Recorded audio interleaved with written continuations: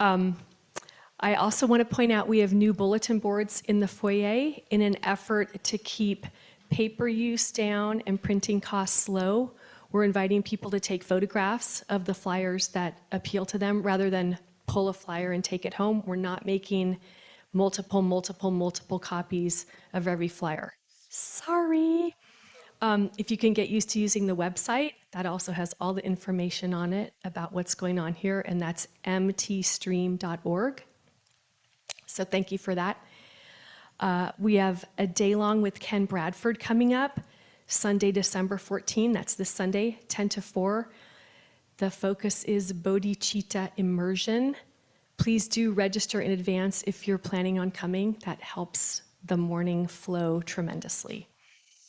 On Thursday, December 18th, Gavrila Nikila will offer an evening of music and meditation, 6:30 to 8. And we have a solstice sunset gathering coming up Saturday, December 20th from 3:30 to 6:30.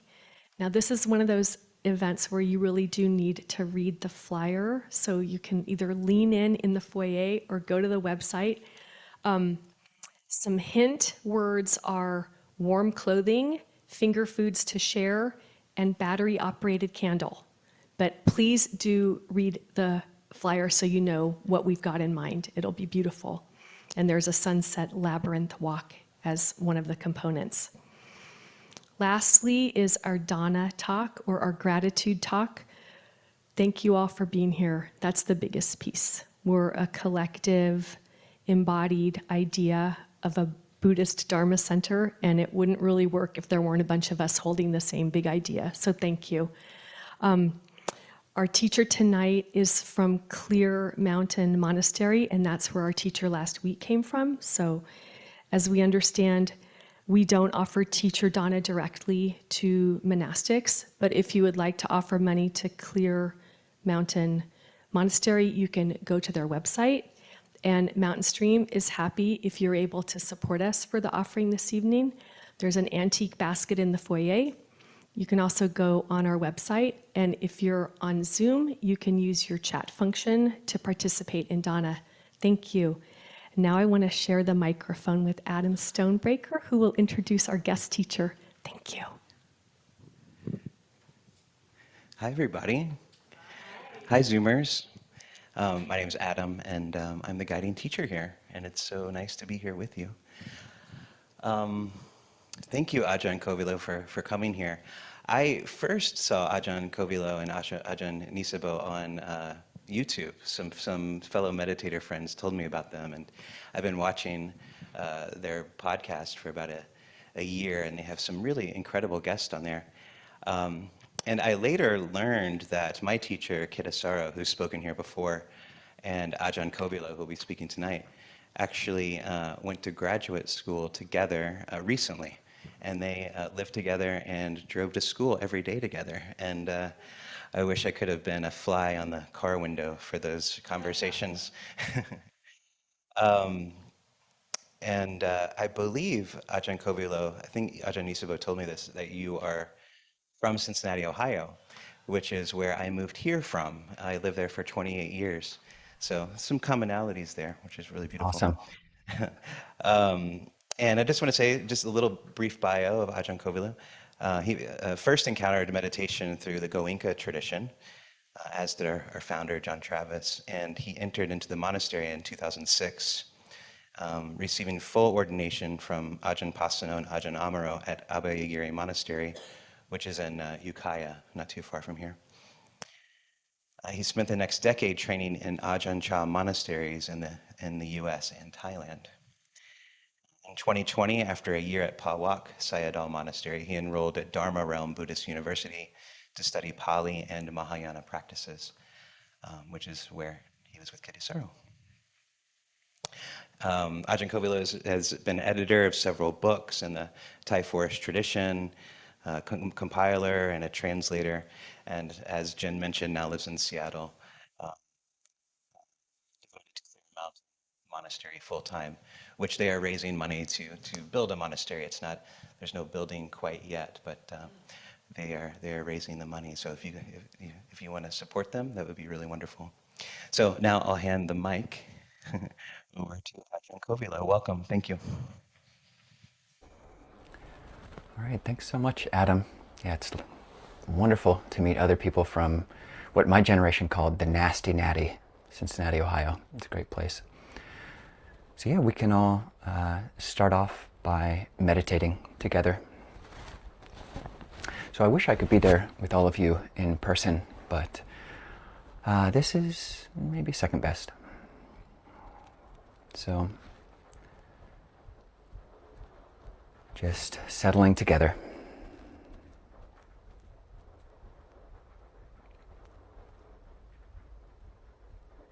And when you come to meditate, it's good to set the body in a supportive posture, a posture which is akin to the mental posture we're trying to develop. That's a mind and a body which are upright but not uptight. So for that uprightness, you can just elongate your spine. You can imagine a string very gently pulling up from the top of the head, pulling up the spine, and then another string attached to the base of the spine into a very, very gentle weight that's just pulling you down into the earth.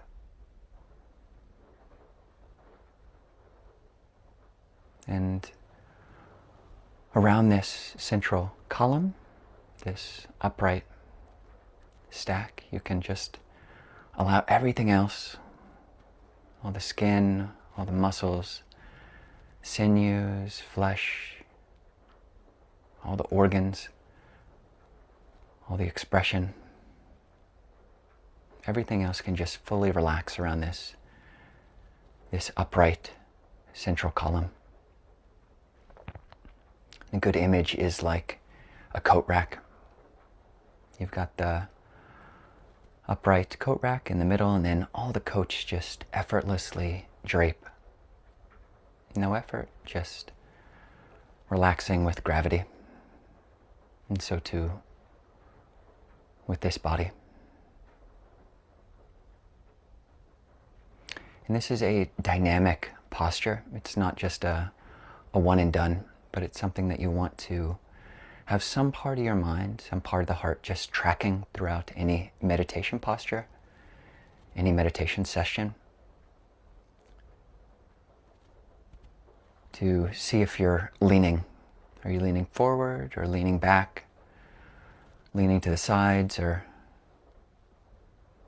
is the energy slumping or the energy too much in the head? And just tracking all that, some part of the mind, seeing how the body is reflecting the mind. And for this period, we'll suggest we practice 3 different ways of being with the body and the mind. People are, of course, welcome to just stay with whatever meditation object you're most familiar with, but I'll be giving about 5 to 10 minutes of other guidance in these 3 other ways of being with the body and the mind that you might not be so familiar with. And so for the first phase, the first turning, we'll just suggest for anybody who doesn't yet have your eyes closed to close your eyes.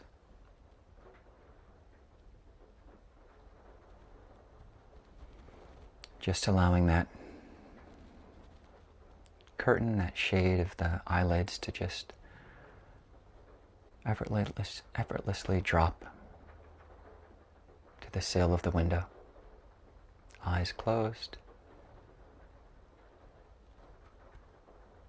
And with this first turning, we'll be paying attention to the interior.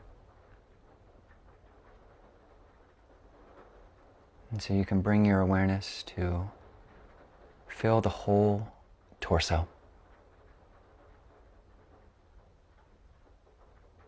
You can feel shallow into the body and you can feel deep into the body. But really touching into this deep interiority, the dark and warm,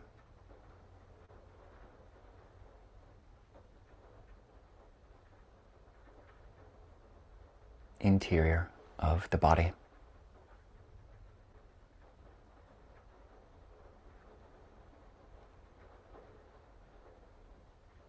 And not trying to differentiate any of the organs from one another, even though the lungs are expanding and contracting, and you can feel the heart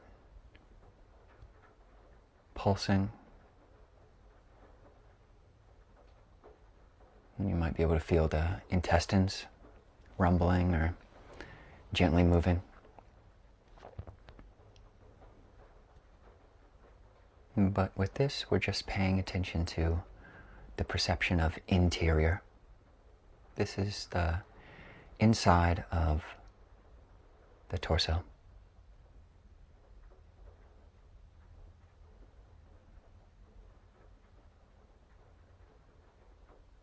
And as you allow the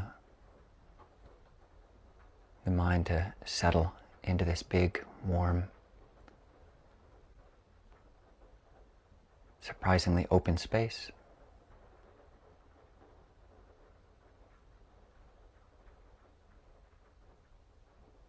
pay attention to balance, not overly liking this sensation or pushing that sensation away, but just watching from within, watching inside from within, with balance and poise.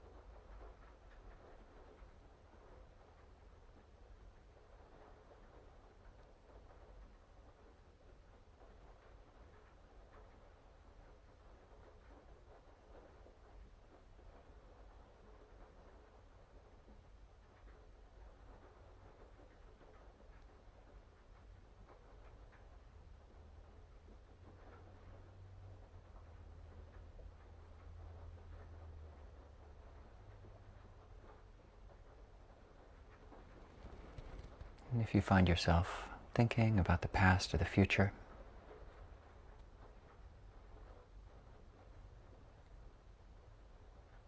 you can bring the mind, allow the mind to just settle back into this big, warm darkness inside the body, knowing inside from within.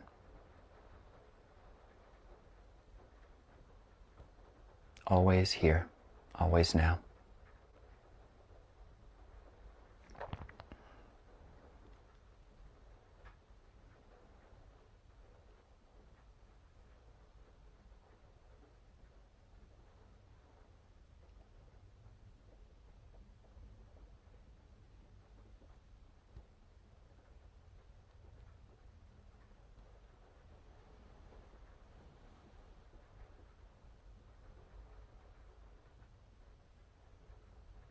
And from this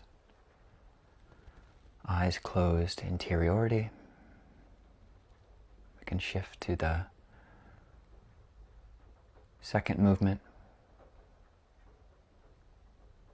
just allowing the eyes to open about halfway. and looking down very gently, just a couple feet in front of you. Eyes not fully open, not fully closed, but just relaxed about halfway. And then allowing the mind's eye to shift from inner to in between. That is allowing the mind to be with the surface of the body, the skin.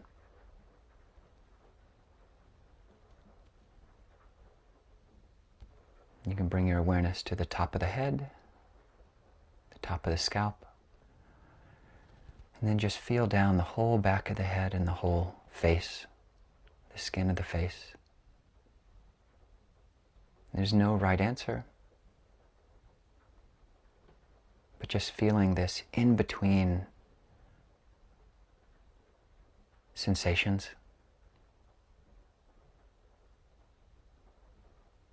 You can feel the touch of the air around you, if there's any breeze. And you can feel the movement of blood, nerves underneath the skin. It's this radical middle. Any sensation's hard to say, even if it's fully in or fully out.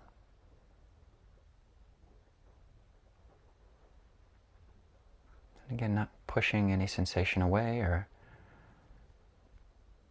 diving too deeply into any pleasant feeling, but just surface, in between, skin.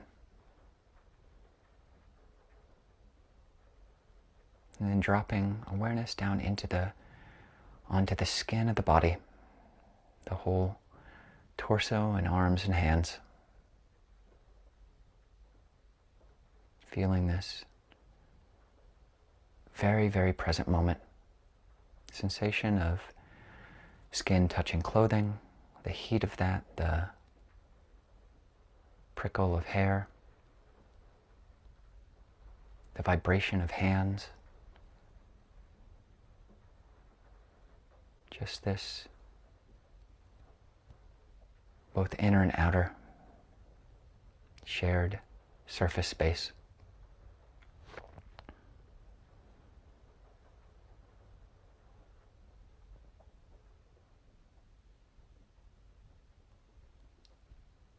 And what's fascinating about the middle here is that the closer or the softer you look, the less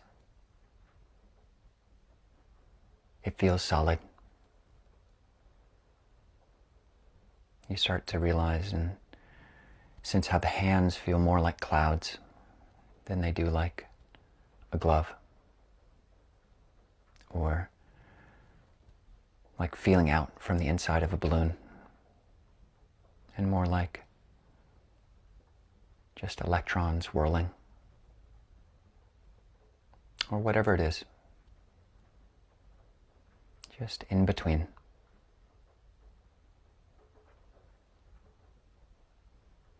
And awareness can then drop down to the skin of the lower body, our base on the chair or the floor, upper legs and calves and feet.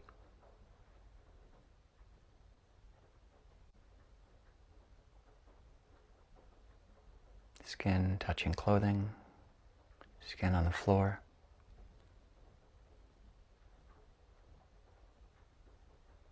Not pushing or pulling,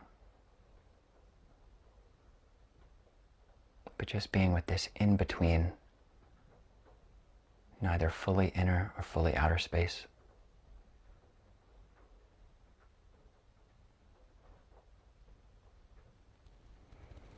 And for the rest of this turn, you can go back to the top of the head and continue scanning, or just go whole body, all skin, all surface. Just knowing this constellation in flux. I'm staying with this surface.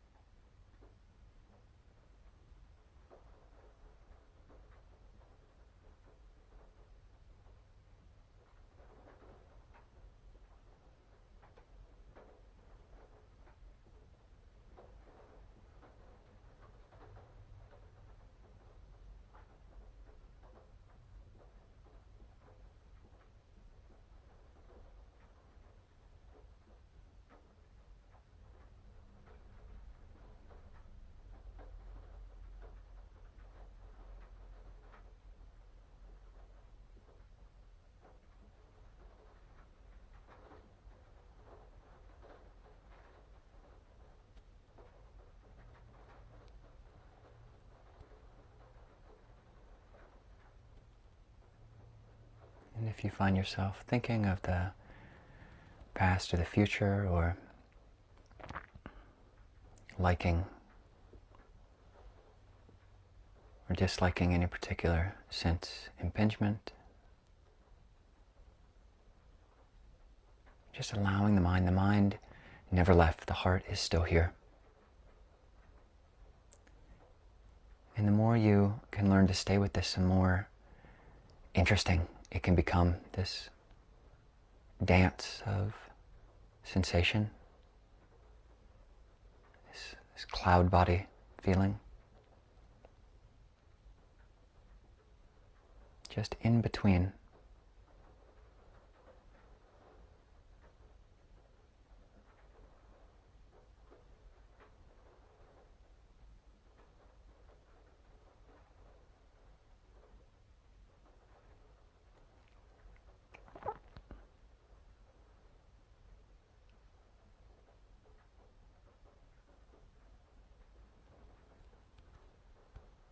And for the last turning, moving from this middle ground, this interior exterior, to full awareness of the exterior. And now you can allow your eyes to open fully.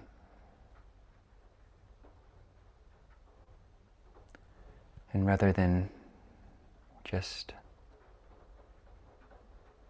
focusing on whatever surface our eyes jump to or focus to, the habituation of things, just allowing the gaze to soften and noticing that there's actually infinite space between me and the camera, or between you and the wall. And then just allowing the vision, with the eyes open, to be soft. Allow the gaze to be soft and peripheral. And this exterior turning is very much one of receiving.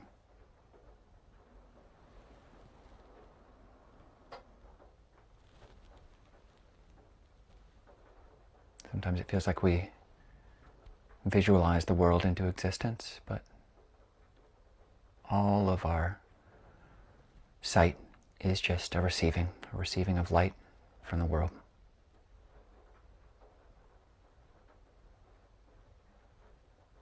And so this is outside, this is exterior. And it's not just receiving all the light and the space of the world, in front and to the sides, but there's also the world of sound, the sphere of sound. And it is spherical, just receiving the notes from the world around you, above, below, around, and everywhere, and any internal sound the body might be making.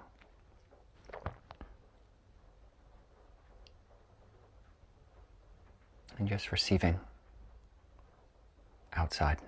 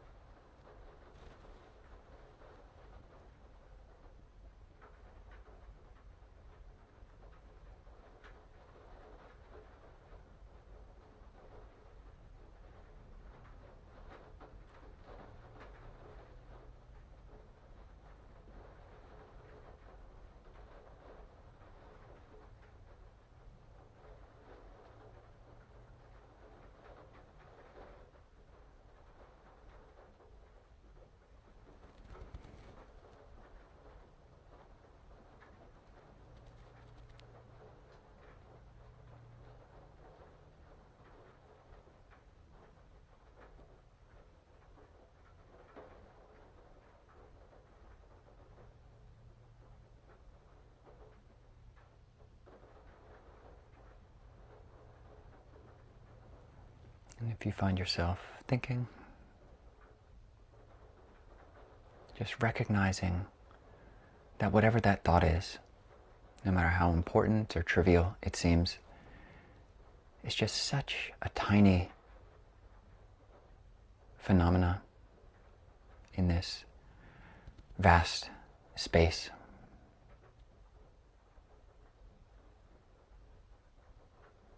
And just as you might allow the vision to expand if it's been watching a plane or a rocket in the sky, and just one small eye shift, just taking in the whole skyscape once again.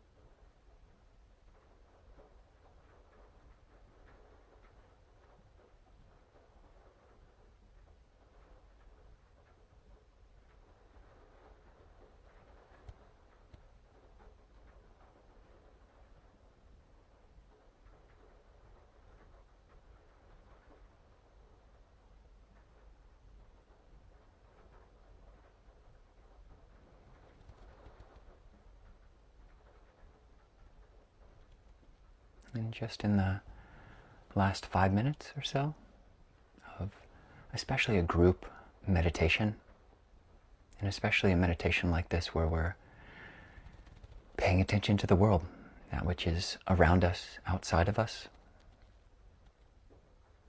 it can be good to practice metta or loving kindness. And so in addition to the infinite space between us and the wall, we're also surrounded by beings, by people.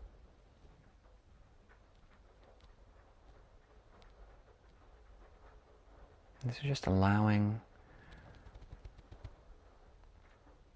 that warmth which we felt with the first turning of the interior, just allowing this warm heart space and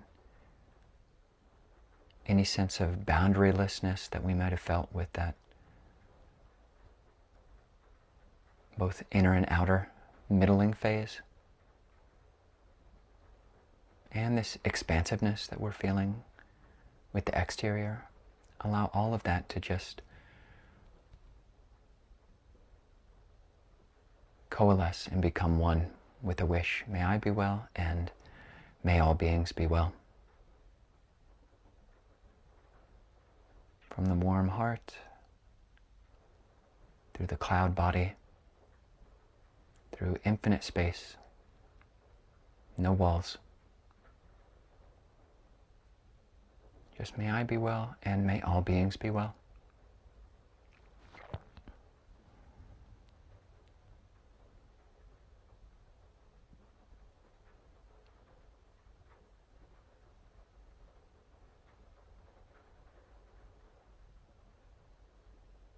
And with that really kind wish, you can even, as if, smile on the inside of your mouth.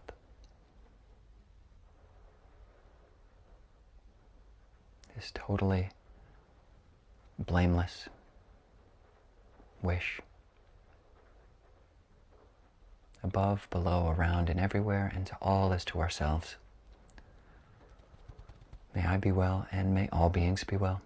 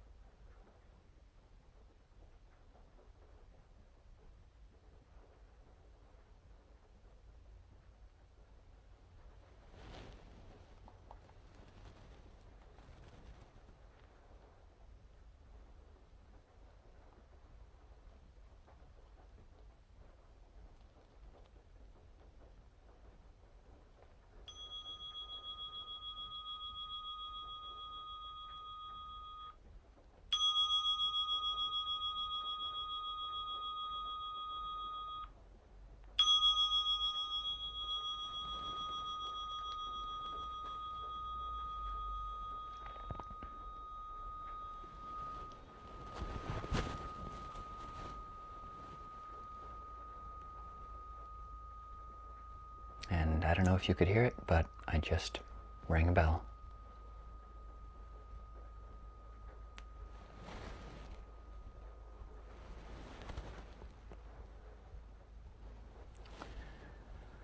Okay, well, I hope at least one person found that interesting. I found it interesting, so I'm okay with that. So yeah, now we've got a 5-minute break. It's 6:35, and people can, yeah, just take a bio break, stand up. Can be good to shift your posture, and we'll come back in 5 minutes at 6:40, or maybe it's 7:40 there. But yep, see you in 5 minutes.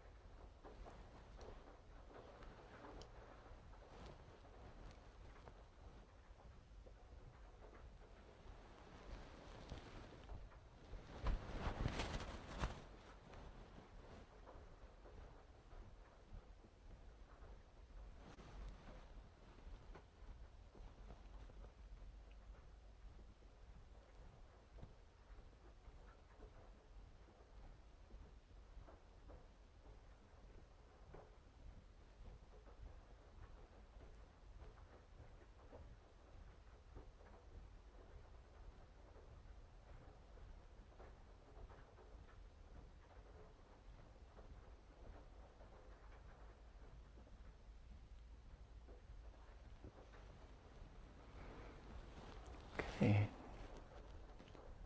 So Adam or Gwyn, is it okay to start, or are people gathered in the space?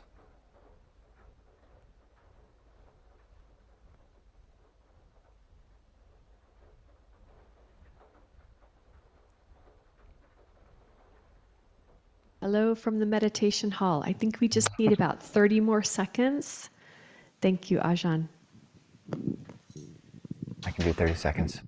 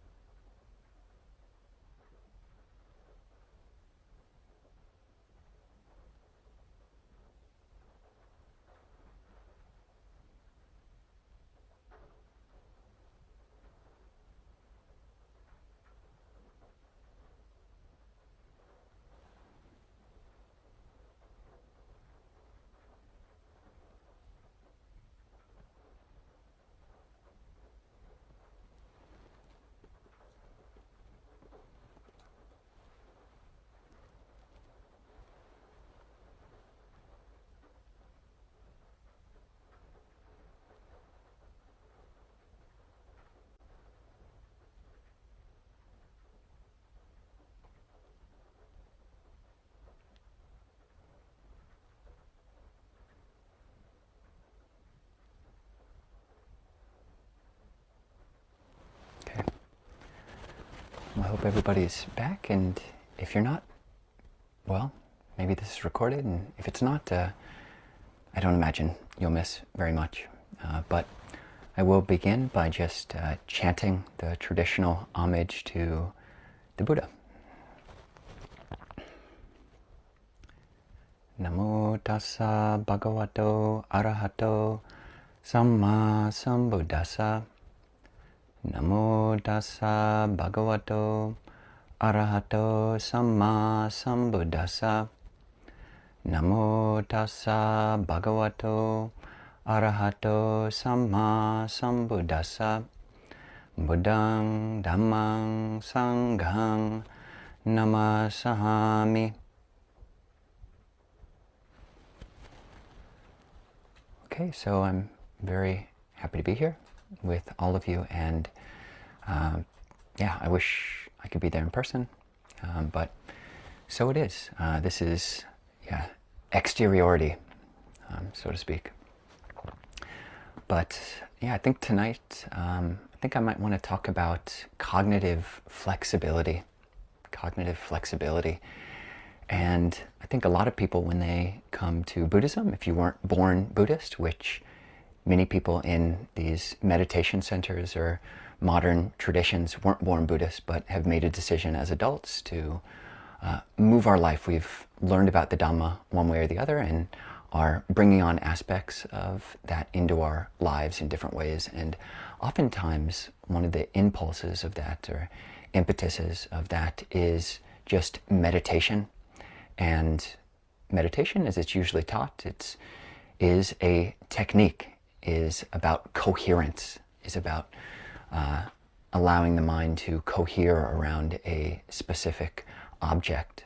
So certainly at Theravada meditation centers, Theravada being the school of the elders, which is practiced mostly in Southeast Asia, of Thailand, Burma, and Sri Lanka. And that's the tradition I ordained in, the Thai forest tradition. Yeah, retreats in this tradition really do go back to object-centricness, and you focus on the breath, or you focus on a mantra, you focus on sensations in the body. And if the mind wanders, you then bring it back once you notice. You allow the mind to come back to that coherence, cohering and steadying and settling on a particular object, because that's not what we're used to. We're used to the monkey mind, which is incoherent and runs this way and that, and we've never sat down to watch it and just don't know how out of control it is. So coherence and settledness and being able to stay with one thing, that's what concentration is, samadhi, collectedness, that's what that's all about. But also a big part of being a human adult, human maturation and maturity, is about flexibility. There's something which is called, in the Theravada tradition, the powers of an arahant, or an enlightened being. And these powers, or it's said that a arahant is able to see beauty in things which are unbeautiful. And they're able to see ugliness in things which are beautiful. And they're able to do neither. So to just turn off that beauty, ugliness, functionality and measuring and diagnosing of the world. Or they can see both. They can see ugliness and beauty.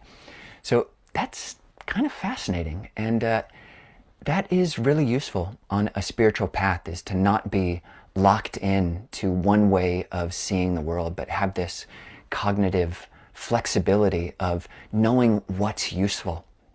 If you're married and you find yourself falling in love with your boss or your best friend's partner, you want to be able to see that which is not beautiful in that person, because, yeah, you know, it's good to have that as an option, especially as, okay, something I know a little bit better than marriage. I went to the monastery when I was 23, so never been married. But as a monk, if I find myself falling in love with anybody, it's good to be able to see, okay, there's a little bit of ugliness in that person that I'm falling for as well. And similarly, if you find yourself disgusted by something or by someone, you find the aversion trigger has been tweaked in your heart, that sucks too. And what an arahant can do very quickly on the drop of a dime is shift to see the beauty of that. Okay, this is true. Maybe I am accurately seeing a fault as a fault, and they're just a human. And maybe they helped me in this way in the past. And anger itself does have a lot of ugliness to it. And there's beauty in patience. There's beauty in not being a slave to anger. So an arahant has a lot of cognitive flexibility. An enlightened being can see the world in different ways. And so that's what that guided meditation was all about. Most of you are probably most familiar with having an object, like that Theravada centric practice of just watching the breath at one spot. And you're probably used to having your eyes closed or having your eyes open, or if you're coming from a Zen background, you're used to just having your eyes halfway open, halfway closed. But being able to do all three, you know, and anything in between is useful, because life is not totally interior and it's not totally exterior, and it's not even totally both interior and exterior. But having the ability to shift as is useful from one of those to another. If you're having a conversation with someone and you find yourself being drawn into an argument which is just a very heady philosophizing about things, and you find yourself being overtaken by some kind of emotion, being able to shift back into the interiority of the body rather than flying away with the birds of the mind, the squirrels in the mind. We got squirrels in there too. But yeah, being able to shift, and if you've been practicing with eyes closed, you can return to this, what's called in cognitive science, interoception. That's our ability to accurately feel the interior organs of the body, the interior processes of the body, to feel the heart, where the heart is, to feel the lungs, where the lungs are, and to know this not just on an intellectual level, you're not just imagining what the lungs look like or the heart looks like, but to actually feel this from the inside. And the more you practice with that, because that's not how most of us are living our day. Most of us are living our day, certainly if you're a knowledge worker, you're at your screen, and you're probably mostly all up in that screen and not so much all up in your body. So much of the world and the advertising industry and the world is just very good at pulling our attention, and we're not so good at realizing when that happens and recognizing the detriment and the liability of being a slave to that which is external. But if we've been practicing with the mind coming interior like this interoceptive sense, if we've been training our interoceptive intelligence, then it's just fascinating. Even if my attention might be being drawn by that beautiful person or this beautiful idea or this very frustrating idea or this frustrating person, okay, if I notice that I'm getting off balance with that, either leaning in or pushing away, I can come back to this interoceptive sense. Okay, the blood is still gushing through the arteries. The lungs are still breathing in and out. So having that flexibility is good. I loved being able, I've never been to the Mountain Stream Dharma Center yet, but just seeing that Shakyamuni Buddha on one side and Tara on the other side. And similarly, if you can see my shrine, I've got this beautiful Shakyamuni Buddha in this is called the Abhaya Mudra, which means fearlessness. I don't actually need to put my hand up. That's Zoom. Lower hand. Yeah, so Abhaya Mudra, not I've got something to say mudra, but that's Shakyamuni Buddha. And then I've got this really beautiful Guanyin Bodhisattva who I love. And that is, as Adam was saying, that was a lot of my intersection with Kittisaro, his teacher and my good friend. Is he ordained, like I did, in the Ajahn Chah Thai forest tradition of Theravada Buddhism, a very traditional wing of an orthodox presentation of of things, and then his heart pulled him in the direction of Guanyin, this embodiment, this personification, this paradigm, archetype of compassion and love. And similarly, I love that as well. You know, after 10 or 12 years, 13 years living as a Theravada monk in these forest monasteries, my heart was feeling rather dry. And I thought to myself, I want to be a monk for the rest of my life. And I could probably keep on churning like this, away, but I need some what's called in Thai, namchai, which is the waters of the heart. I need a little bit of moisture up in my heart. So I thought, okay, it's not a forest monk thing to do, to go to university, but City of 10,000 Buddhas, in tradition of Master Hua, the Chinese Mahayana, they've got a monastery which our founding abbot, Ajahn Amro, has a great relationship with. Ajahn Sumedho had a great relationship with their founder, Master Hua. Maybe I could just go back to school and do another, very unforest monk thing to do. But I needed some heart balance. Theravada is Mahayana as well. We have our strengths and we have our weaknesses. Theravada is very good at seclusion. You have a lot of allowance in Theravada circles, certainly Theravada monasteries, for seclusion. And Mahayana is great at inclusion, including the whole world. So Theravada, seclusion, great. Mahayana, inclusion, also great. Theravada is great at form. We've got these monastic forms. I love it. We have so many rules. We've got 227 major rules, but we've got tons of little sub-rules, and then sub-rules to those sub-rules.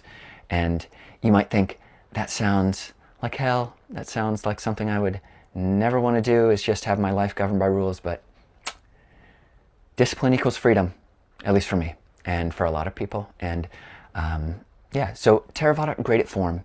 And Mahayana, great at emptiness. But things can get pathological on both sides.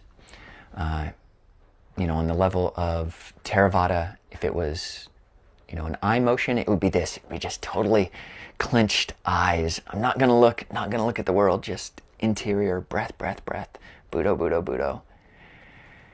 And the extreme side of the Mahayana facial eye gesture is just the totally starry-eyed, open-eyed, just fascinated with the world.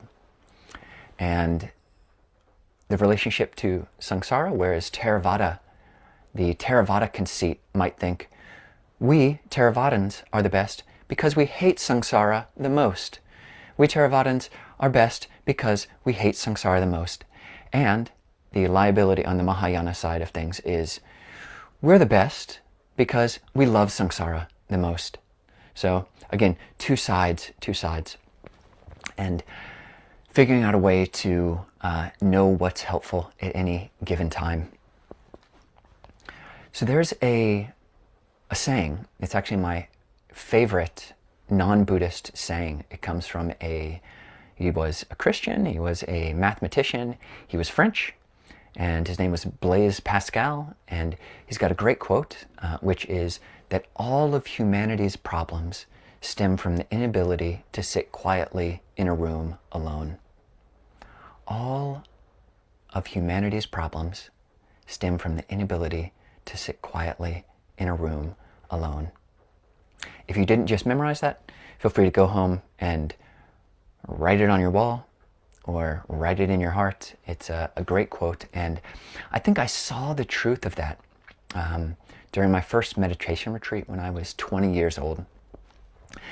I think for most of my life up until that meditation retreat, I had been living according to a different paradigm, which, just to take the exact opposite of that Pascalian quote, again, Pascal says, all of humanity's problems stem from the inability to sit quietly in a room alone.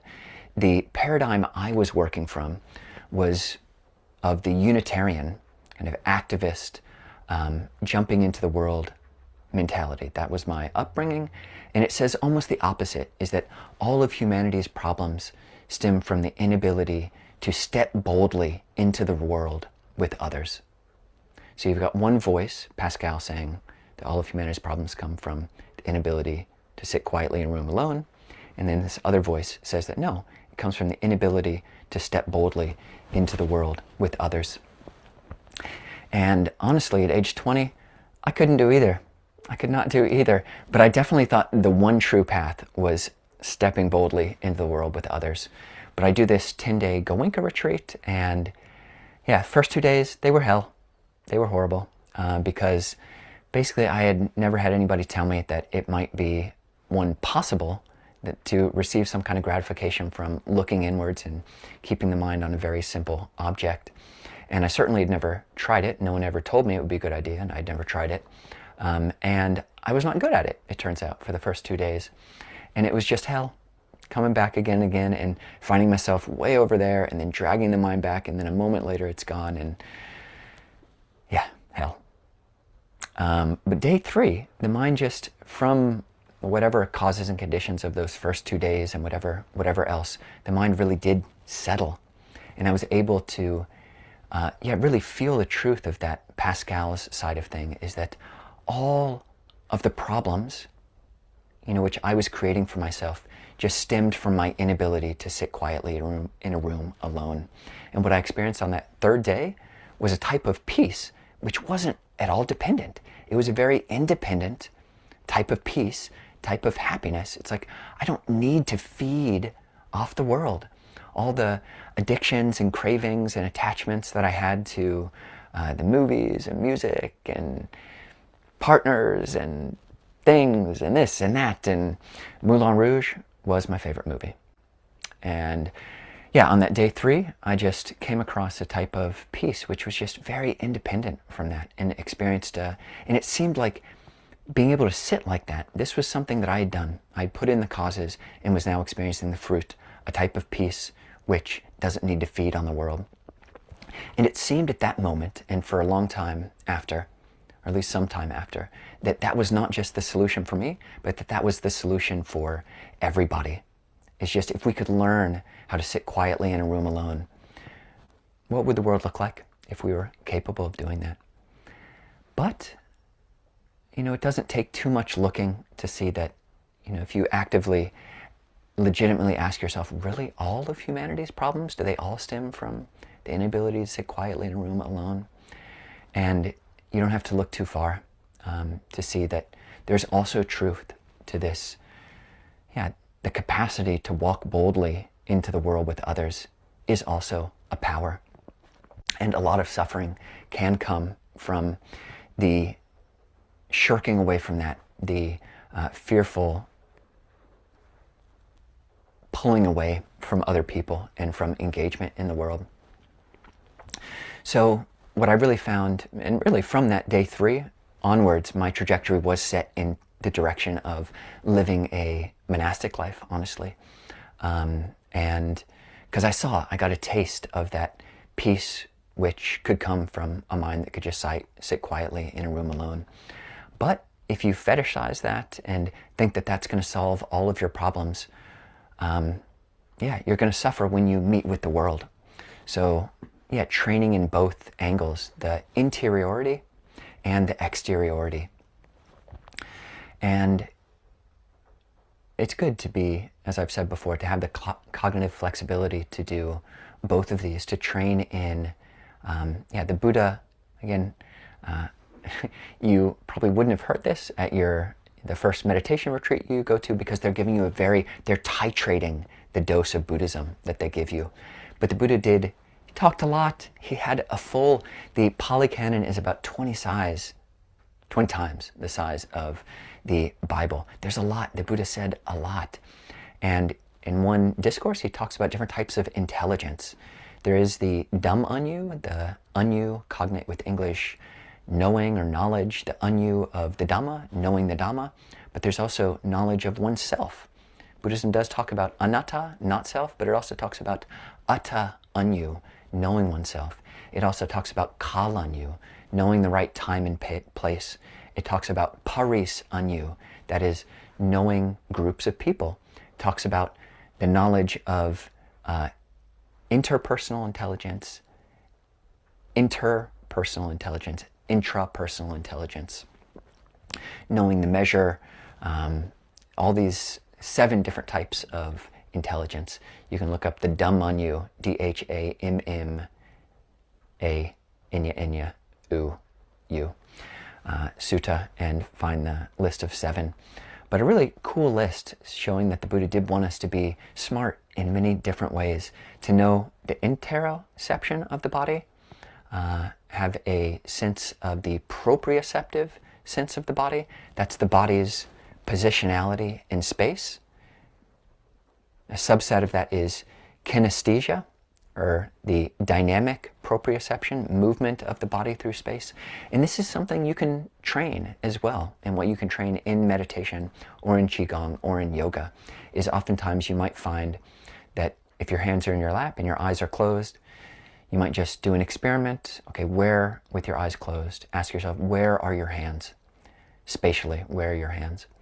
And then you might notice if you actually open your eyes that your hands are actually lower or higher or front, back, that there's a disjunct between the reality testing of what you think, where you think your body is and where your body actually is. And you can recalibrate that sense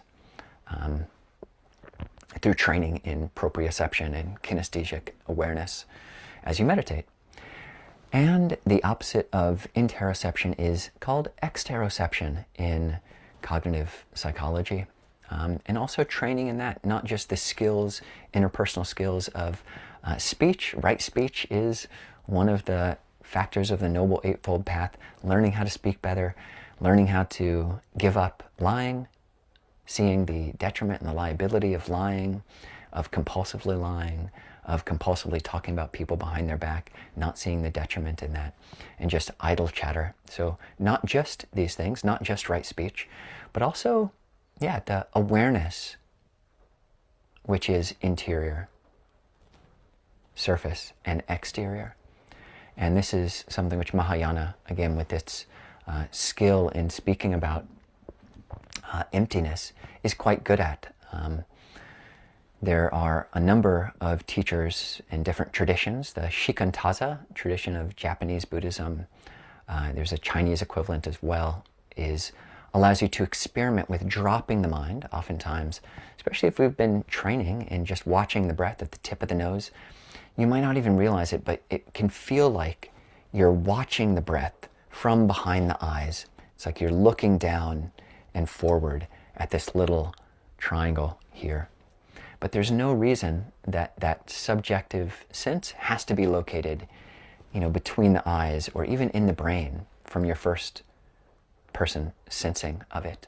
You can actually unhook from that and drop awareness down into the body, like we were trying to do earlier. Feeling, so dropping awareness from between the eyes. And you can do it right now.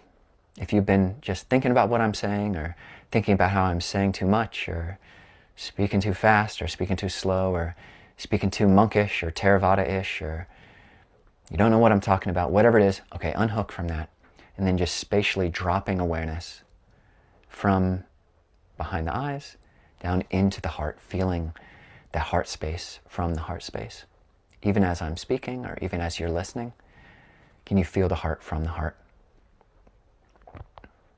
And this is an interoceptive sense. But then opening, and see, so you can do this gradually, just feel forward. Okay, so you can feel from this deep interiority of the heart sense, feeling the heart beating, to feeling the front of your chest, touching your clothing. And then, where is the edge? Where do I stop? And where does the world begin? Is there really a clear delineation, delimitation of where I stop and the world begins? Or is it like when you feel your hands and it's like a cloud? And for me, I can't actually, I think I can if I put a filter on and really look for this ending of my physicality. You know, you look at people, or we look at ourselves in a mirror, and okay, such clear boundaries. There, I stop here, and the world begins outside of that. But when I feel forward, or I feel sideways, or I feel up, down, whatever it is, the boundaries just aren't that clear. You got this cloud body. So just opening awareness like that. And that's fascinating, and you can train in that as well. And there's a teacher who we interviewed, as Adam mentioned. We interview a lot of really cool teachers, monks and nuns, bhikkhus and bhikkhunis, and lay teachers, and monastic teachers, and Theravada teachers, and Mahayana teachers, and Zen teachers, and Dzogchen teachers. And one teacher we interviewed last week was named Mugen Roshi, Stephen Snyder. He went through the Pa'ak system of Theravada jhanas, and now is a Zen Roshi. And he talks about when you're going into the world so much, especially if you're a teacher or presenting a lot, it might just be the default that 80% of your awareness is on the audience, or on the person you're talking to, or on your classroom. And he found that in himself. 80% is on the exterior, and 20% is maybe on tracking how I'm doing. But he suggested flipping that. So when you're interacting with the world, rather than having 80% outside and 20% inside, flipping so that 80% is actually interior and 20% is exterior. But I thought a nice addition to that is not just 80-20, but 80-20-100. There is a way, a non-dual way of being with others, where your awareness is 80% interior and 20% exterior and 100% both interior and exterior. And figuring out, and if all this seems like spiritual mumbo jumbo, then no worries. You can just stay with the feeling of the breath, or do whatever. The one cool thing about Buddhism and cool thing about being a Theravada monk is that, it really is on you to take what's useful, and there's no proselytizing. As monks, as I think Gwen maybe said, is we don't use money, and we don't we liking all of you, and it's great if other people appreciate our teachings, but if something doesn't resonate with you, then no worries at all, and just take what's useful, and you can leave behind the rest. But do experiment.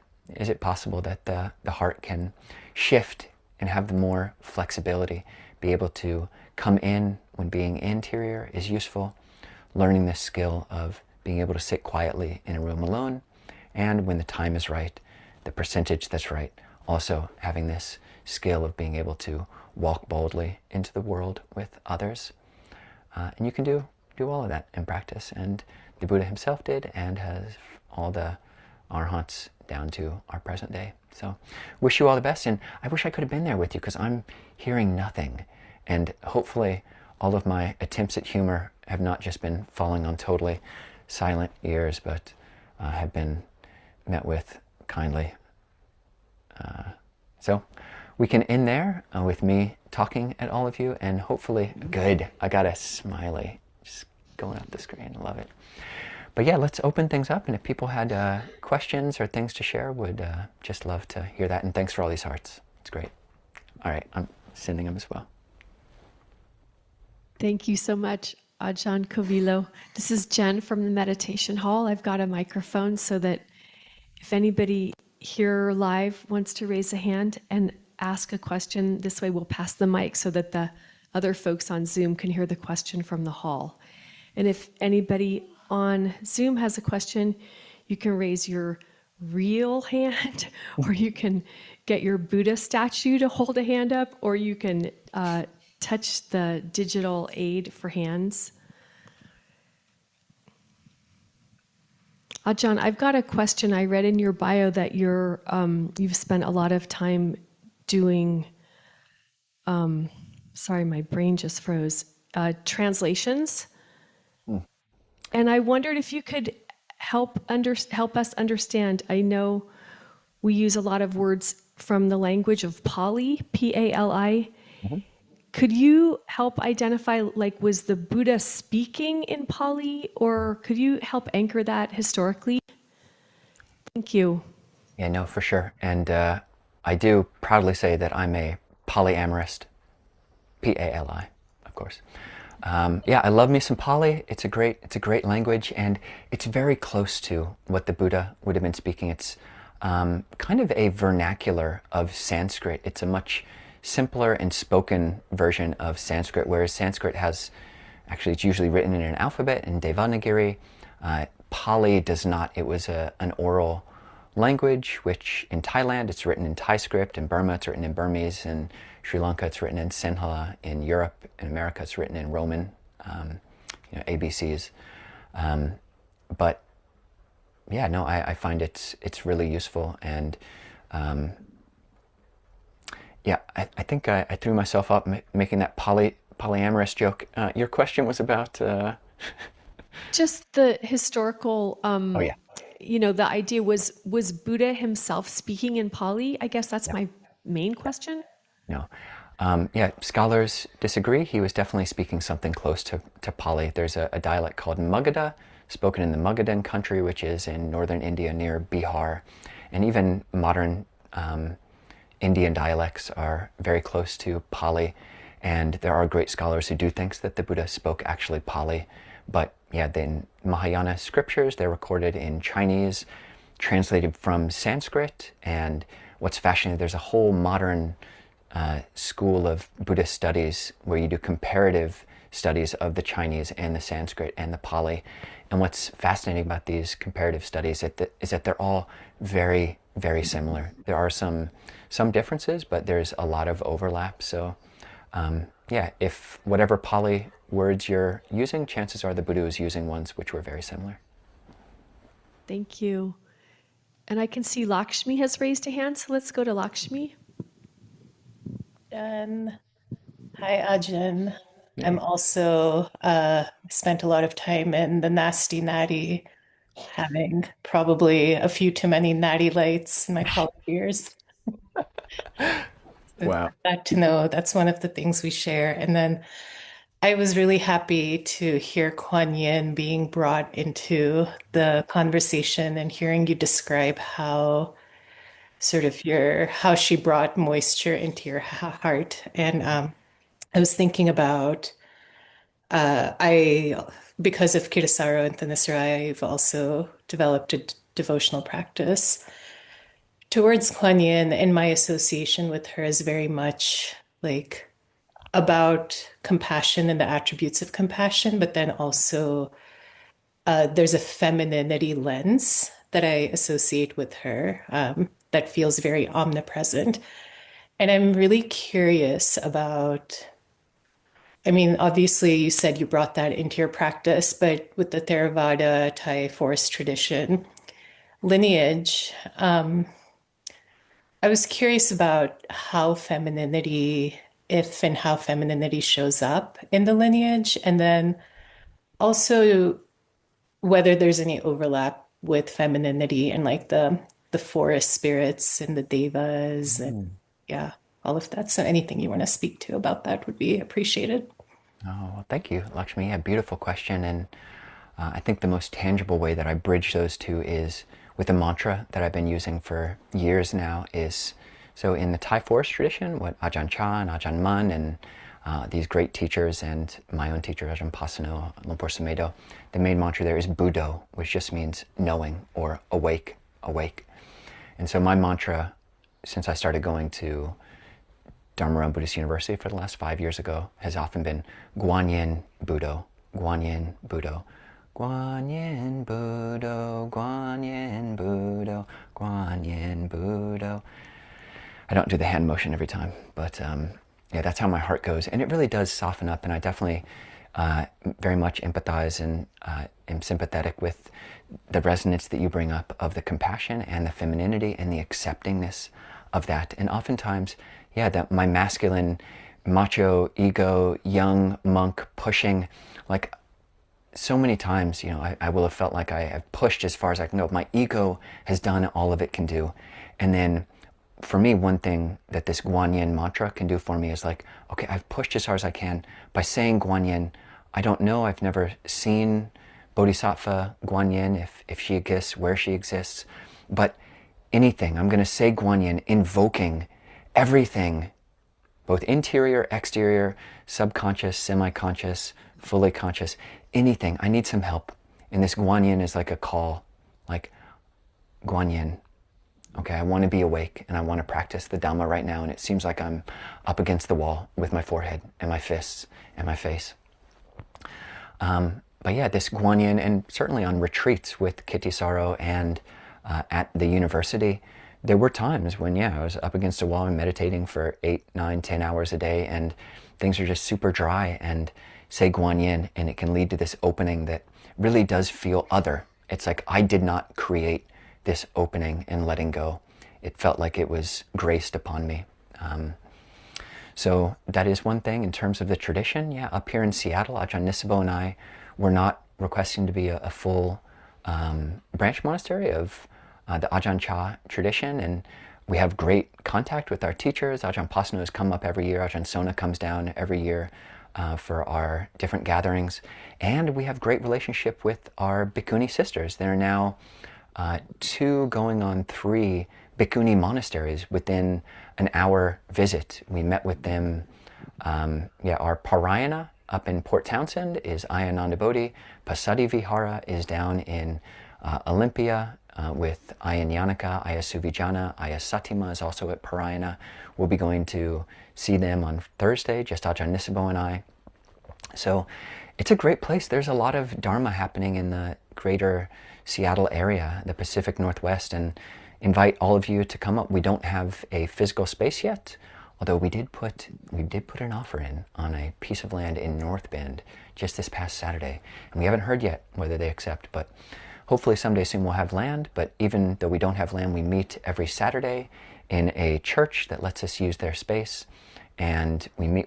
And if you can come up and visit us, if monkish, macho, we are macho, but we're also feminine, and we love Guanyin, and you can come and visit Bhikkhuni monasteries or come and visit Clear Mountain at our church space, St. Mark's Cathedral. You can go on our website every Saturday year-round. We've got great events online. Every Sunday evening we've got sutta study, we've got interviews on Wednesday evenings. Join with us there. So that's a bunch of monk-splaining. But yeah, Lakshmi, I really appreciated your question, and it'd be great to meet you in person. I love the people who have a similar resonance between Guanyin and Buddho, and Theravada and Mahayana.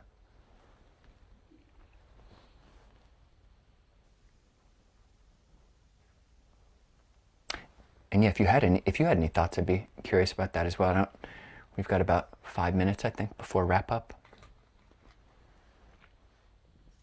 We have another question from the hall. Okay, please. Here you go. Hi, my name's Douglas. Hey. Thank you for your teaching. And, you just blew me out at how much learned Buddhist philosophy you have to share. And I was curious. I've never really been in a monastery, but I'm very devoted to the idea of, waking up from the samsara experience. And I wondered if the culture and the support of a monastery contributes to being able to embody this awakened state. I would say definitely yes, from my experience. I mean, I started with the Goenka tradition, and that's not really so much of a community. They have centers which are fantastic. I'm going to do my first Goenka retreat in 20 years in January. Fantastic tradition, but they're meditation centers, they're retreat centers, and they don't really have teachers who are empowered to actually give you live teachings. So for me, it was a world of difference, and especially Abhayagiri. It's in California, in Ukiah. It's right north of City of 10,000 Buddhas. You could stop there as well. That's where Kittisaro and I went to university, a great Mahayana monastery. And yeah, they accept guests for 9 months of the year, and it's a great place to go. You'll see people living the Dhamma.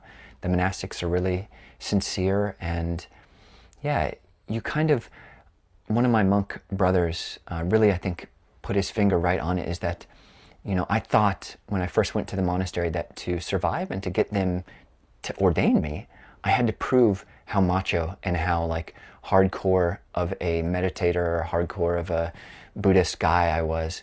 And honestly, my friend pointed out that to be able to get ordination, and it's about a 2.5-year process before you're given full ordination, basically you have to do two things. You have to be able to hold your weight and not be a jerk. Not be a jerk. Perfect symbol. But yeah, so you're getting a group of people who have made it through that filter. You're living with people who are not jerks, at least to some extent. And yeah, definitely look at Abhayagiri Monastery online. And yeah, there are a lot of healthy, good monasteries. So I hope you can make it to one.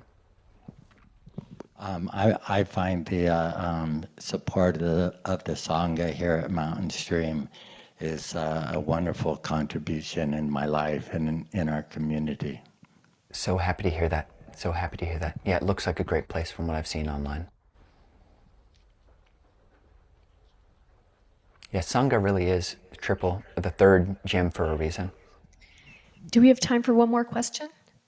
I think so, yeah. Great. Start with your name. I have a very simple question. What is the translation of the word turning? You talk about the first, second, and third turning. What is the definition of the word turning? Thank you. Yeah, no, thank you. It was just a word I used. I mean, the Pali word would be vata or varta in Sanskrit. But yeah, for me, there is just a difference of perspective. It feels very different when I'm interoceptively aware of my internals versus turning the light of awareness around, which is even a slightly different movement. But it is a language which you find in Dzogchen and in Zen, and I have found that language immensely helpful of turning awareness around. And I don't know what the Tibetan is, but yeah. Thank you. Okay. Would you be willing to offer some metta?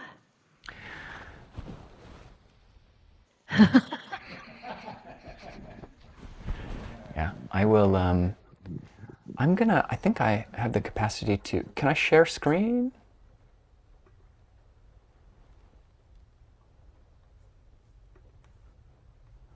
There's a chant that we do in the Thai forest tradition of sharing of merits, and anybody who is online, I can share the screen.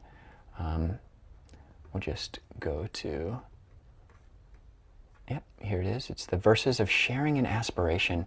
And this is a really good practice. In the West, we're often so up in our heads and cerebral, but sharing merit is a really powerful practice, which it's good to be able to feel into. And it's just like as if you were dedicating a book. So if someone dedicated a book to you and you read it, you'd be like, oh, that was super sweet of that person to be thinking of me. And who knows how the dynamics of this work, but in a Buddhist context, traditional Buddhist context, there is this power of, yeah, any goodness that I've done, I share it with all beings, especially people who have passed. And you don't know, I don't know that that's absolutely not true. And if it's possible that some kind of transference could take effect by me opening up my mind and sharing with people who I can't see, if that could work, then why not? So I'll chant that, share screen right now, and anybody who wants to can join along. Through the goodness that arises from my practice, may my spiritual teachers and guides of great virtue, my mother, my father, and my relatives, the sun and the moon, and all virtuous leaders of the world, may the highest gods and evil forces, celestial beings, guardian spirits of the earth, and the Lord of death, may those who are friendly, indifferent, or hostile, may all beings receive the blessings of my life. May they soon attain the threefold bliss and realize the deathless. Through the goodness that arises from my practice, and through this act of sharing, may all desires and attachments quickly cease, and all harmful states of mind, until I realize Nibbana. In every kind of birth, may I have an upright mind, with mindfulness and wisdom, austerity and vigor. May the forces of delusion not take hold, nor weaken my resolve. The Buddha is my excellent refuge. Unsurpassed is the protection of the Dhamma. The solitary Buddha is my noble guide. The Sangha is my supreme support. Through the supreme power of all these, may darkness and delusion be dispelled.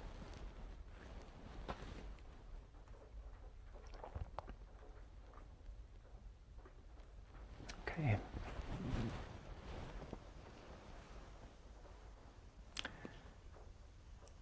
Well, I think that's it for me.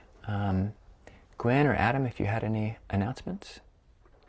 Thank you. I think we're clear on announcements. Adam, do you want to say anything? Can you do the sharing of the merit?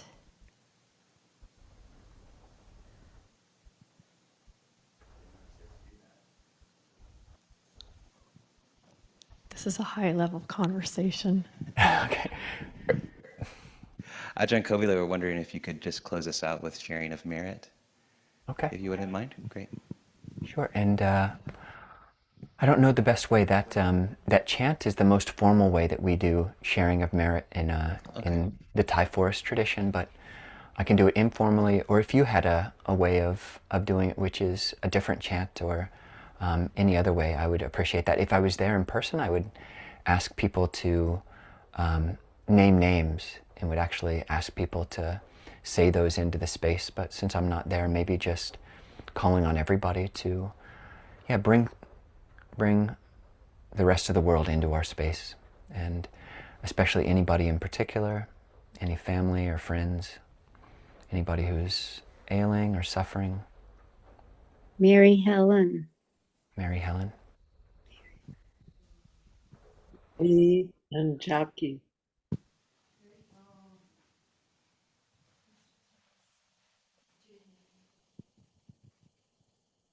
Dean Toller. Paul Godwin. Or Godwin. Godwin. Marcia Andrea. Raul Malo.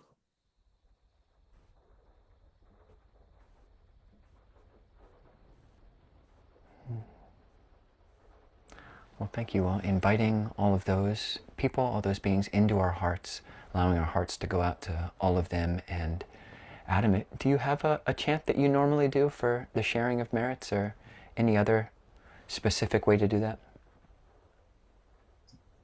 I can just close us out with yeah. Gratitude for all the teachers and all the teachings in their infinite forms.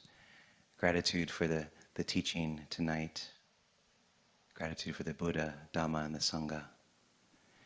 And may all beings everywhere, in all directions, without exception, be free from suffering and the conditions of suffering.